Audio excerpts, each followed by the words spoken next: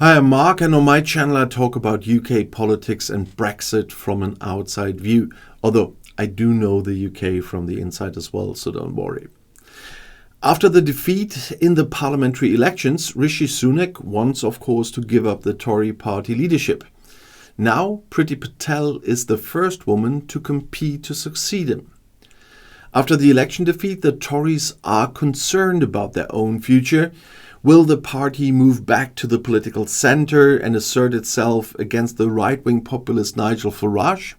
Well, when the newly elected MPs recently gathered for the first time in the House of Commons in the Palace of Westminster, almost everything was different.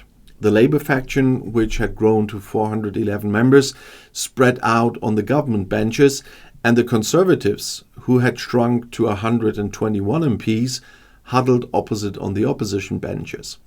After the disastrous election defeat on July 4th, the Conservative Tories are still in constant dispute over their future direction, which is now being exacerbated by the battle for the party leadership. A successor for Rishi Sunak is being sought, as the former Prime Minister will be given up the party leadership after a transitional period.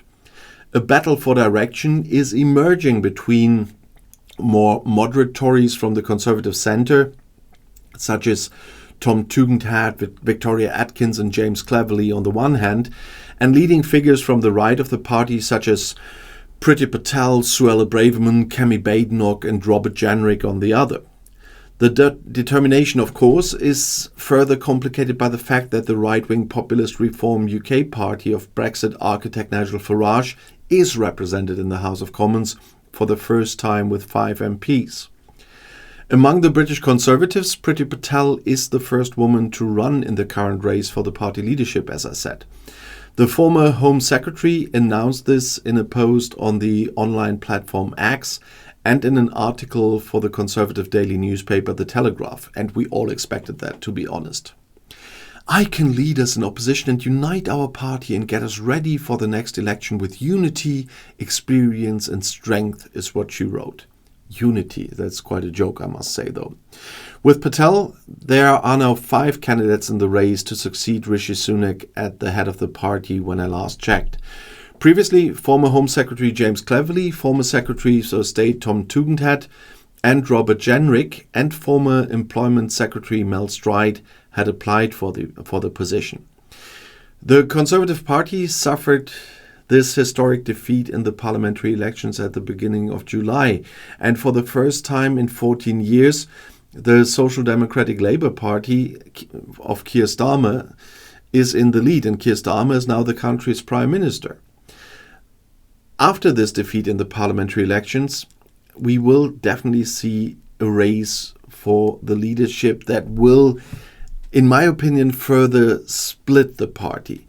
Because the real reason for Labour's victory was the deep loss of trust in politics that arose after Brexit, which ended with the most devastating defeat in the history of the Tories, and it's also the greatest danger for the new British government. Because there is now no democratic corrective in the right-wing centre. The classic British two-party system suddenly only stands on one leg, and an overall unstable starting position that could strengthen the extreme right, and now Nigel Farage in particular. But Patel wants to go that direction as well.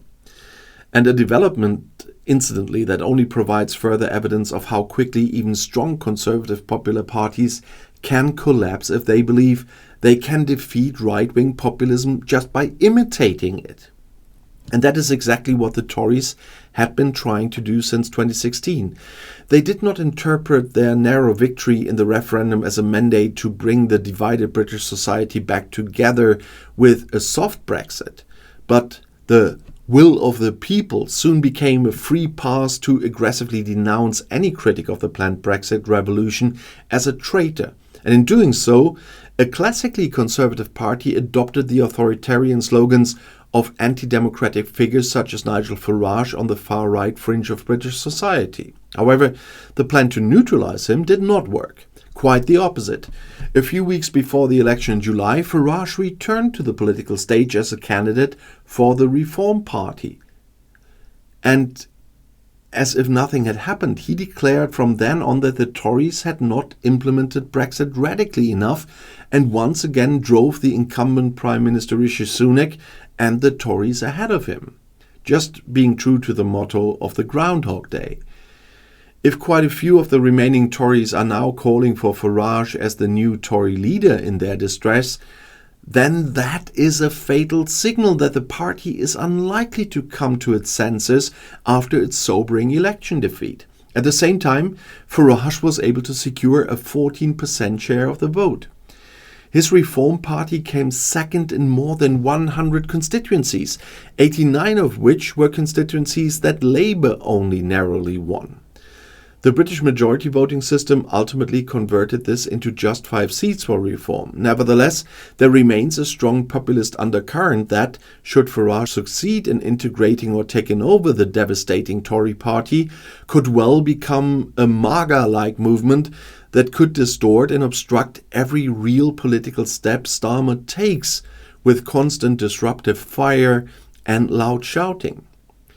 The team around Keir Starmer is aware of all of this. Looking at the USA, we also know that good governance alone is no longer enough to remain popular in the post-truth era. Even before the debate about his age, Biden's clear economic successes could hardly be translated into direct approval among voters. Starmer's advisors are therefore clearly now looking at a different strategy, namely that of permanent direct combative confrontation. Instead of just concentrating on implementing his election promises, Labour wants to regularly remind the British from now on that neither Farage nor the Tories have practical solutions to the problems that they often correctly identify, but then only exploit for their own benefit. In concrete terms, this means that Starmer will try to announce unpopular measures as quickly as possible, without backing down from populist disruptive maneuvers, which he instead wants to label head-on as what they have always been, for example under Boris Johnson since 2019 at the latest, destructive chaos. And Starmer's advantage is that the British have experienced all of this painfully and, as long as they are regularly reminded of it, will not want it back for the time being. The first days of the new government have consistently implemented this new, let's say, fear-free approach. The first election promises, such as the immediate end of the expensive and unworkable Rwanda deportation process, were fulfilled on the first day after the election. Starmer did not beat around the bush, describing the Rwanda idea as a silly gimmick that he was no longer willing to support.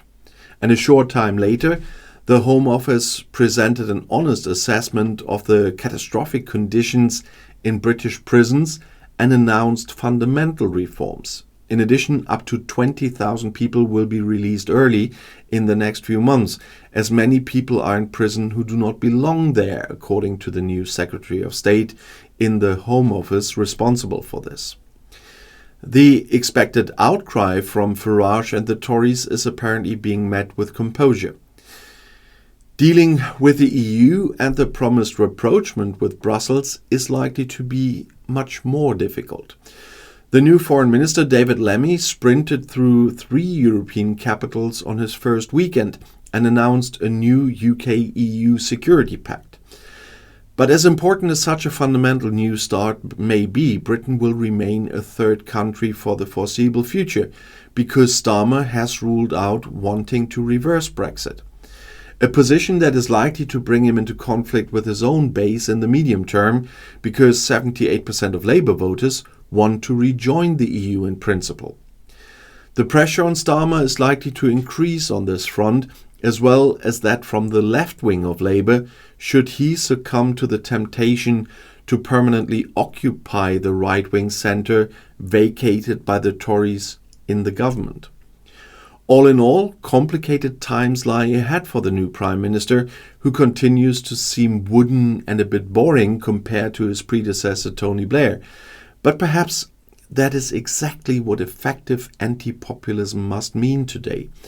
A determined policy whose representatives oppose it fearlessly and clearly on the issue, but otherwise move calmly, quietly and efficiently in the background. But only time will tell if that really is the strategy that will help.